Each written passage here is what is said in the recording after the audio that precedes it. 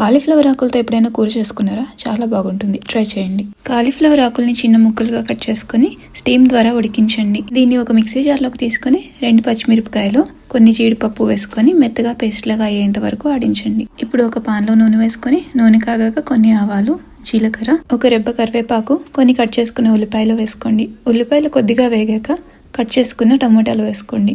2 నిమిషాల తర్వాత చిటికెడు పసుపు, కొంచెం ఉప్పు వేసుకొని బాగా కలుపుకొని మరొక 2 నిమిషాలు ఉడకనివ్వండి. ఇప్పుడు ఒక టేబుల్ స్పూన్ అల్లం వెల్లుల్లి పేస్ట్ వేసుకోండి. అల్లం వెల్లుల్లి పేస్ట్ పచ్చివాసన పోయాక ఇందాక పక్కన పెట్టుకున్న పేస్ట్ వేసుకోండి.